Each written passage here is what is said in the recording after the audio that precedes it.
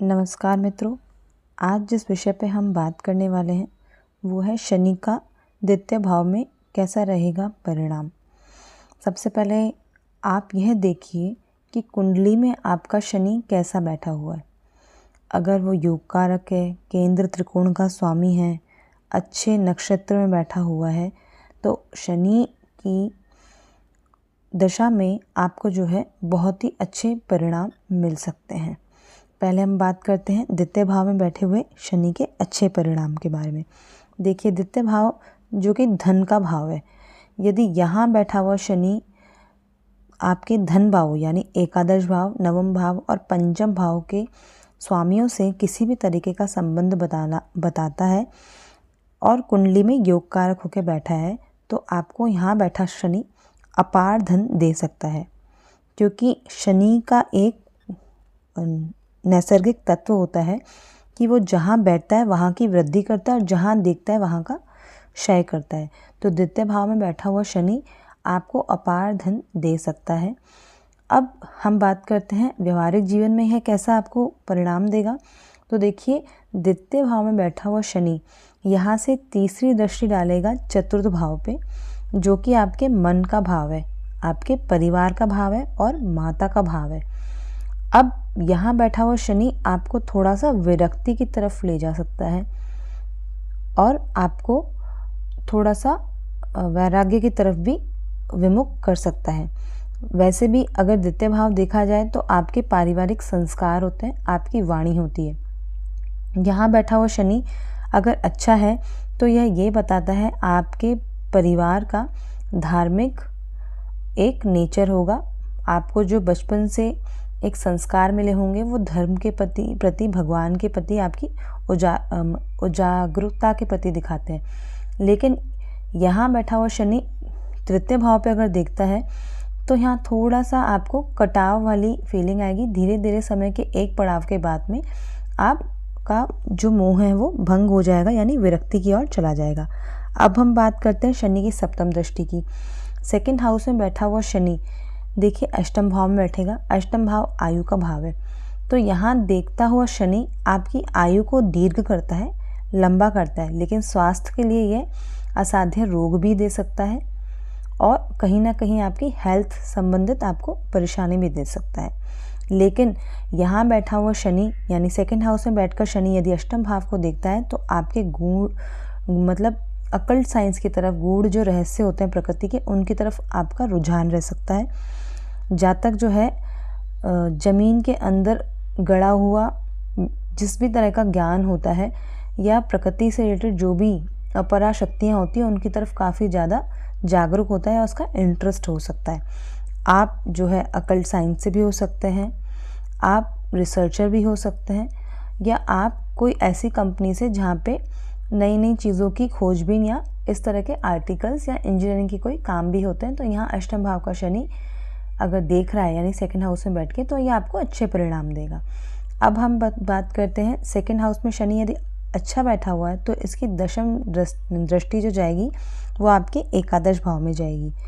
अब यहाँ एकादश भाव का भी स्वामी यदि अच्छा प्लेस्ड है तो डेफिनेटली ये 2-11 का धन योग संबंध भी बन गया।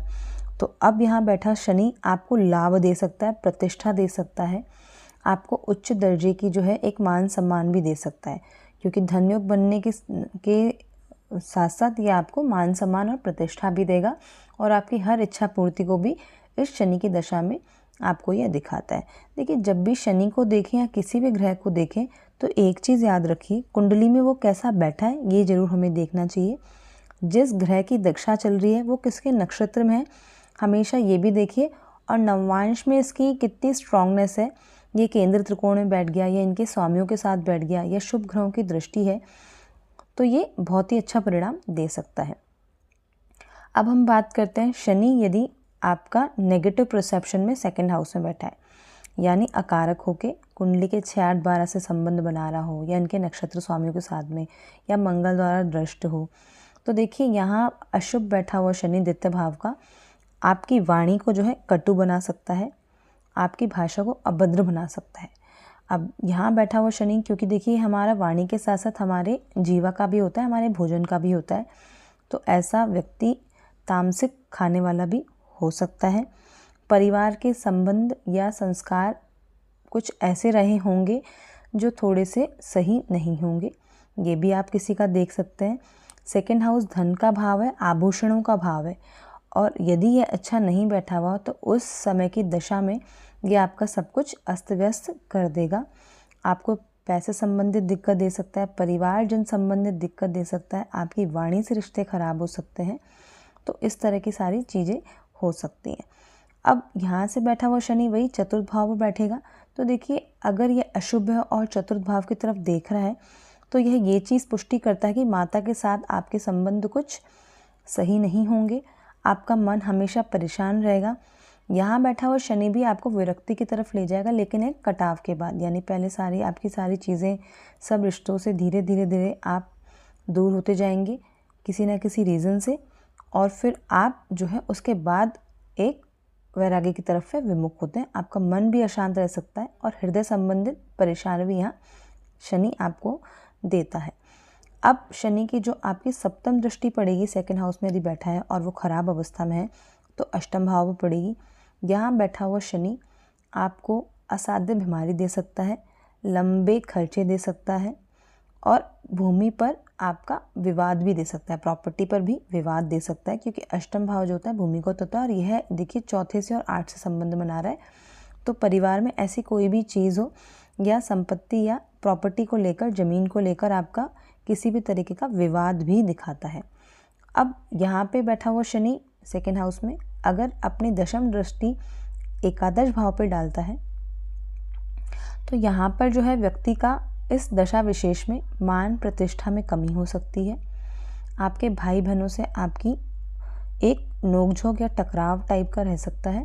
दूसरा, यहाँ पे बैठा हुआ शनि इस दशा में आपको पूरा ही रगड़ता है, क्योंकि देखिए लाभ का है और बैठा भी धन के भाव में है, और अगर सही तरीके से युति दृष्टि में नहीं है, अकारक बन के बैठा है कुंडली में, तो निश्चित ही इस दशा में आपको आपके पास जितना भी जमा धन है वो भी आपका चला जाने का ज़्यादा चांस रहता है।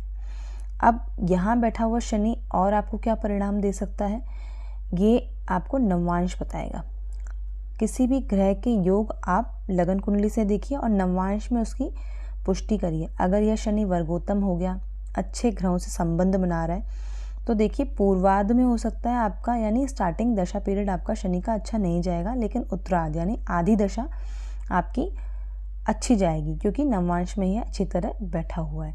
तो किसी भी ग्रह का विश्लेषण करते हुए आप नवांश कुंडली को जरूर ध्यान रखिए, ग्रहों के नक्षत्र को देखिए, ग्रह कैसा बैठा है उसको देखिए। देखिए ग्रह भी हमारे पिछले कर्मों के संबंध को बताते हैं, जैसा हमने किया होगा उस ग्रह विशेष दशा में हमें वैसा ही परिणाम मिलेगा। उम्मीद है आपको ये वीडियो बहुत अच्छी लगी होगी। अगर आपको अच्छी लगी है तो ऐसे ही ज्ञानवर्धक वीडियोस को प्राप्त करने के लिए हमारे चैनल से जुड़े रहिए। इसे लाइक कीजिए, सब्सक्राइब कीजिए, ताकि ये नॉलेज ज्योतिष की सबके पास पहुंच सके। आप सबके सहयोग के लिए बहुत बहुत धन्यवाद।